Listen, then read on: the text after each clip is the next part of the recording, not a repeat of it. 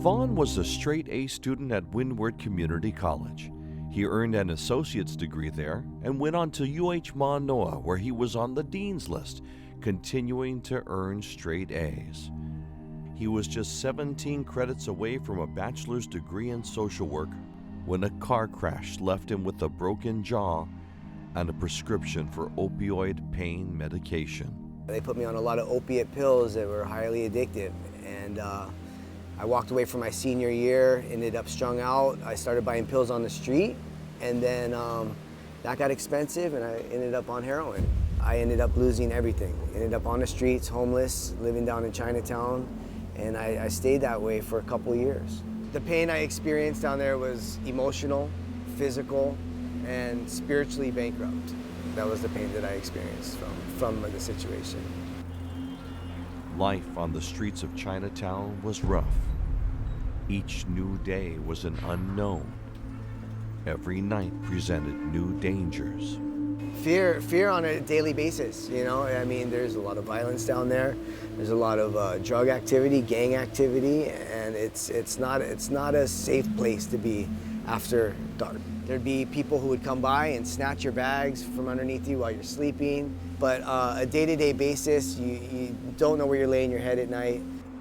The dangers of living on the streets aside, the effects of heroin addiction were immediate and constant. When I was using drugs, it was slavery to the drug. I didn't have choices that I could make. It was something that I needed constantly, or I'd go into a withdrawal. I was down to 131 pounds, soaking wet, and track marks up and down my arms, you know? I didn't see a way out when I was using drugs and when I was homeless. It's a really difficult situation to get off the streets with no support or by yourself, you know? It's a really lonely place to be in life, it really is. Without an income, without knowing where his next meal was coming from one day to the next, Vaughn turned to crime to survive on the streets.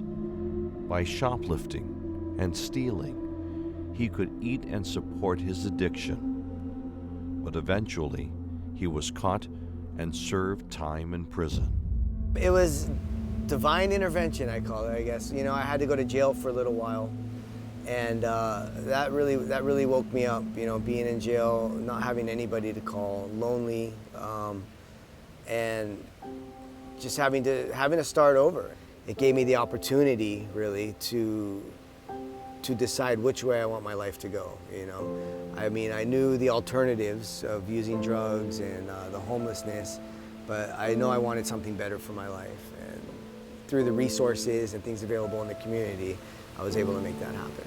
So in order to get into IHS, I called a crisis hotline, and a worker actually came out to meet me, and she helped me with the footwork. She walked me straight through it, some paperwork and stuff, took me straight to IHS, got me in that same night. Vaughn stayed at IHS for several months, where he was able to get rest, get clean, and regain his strength.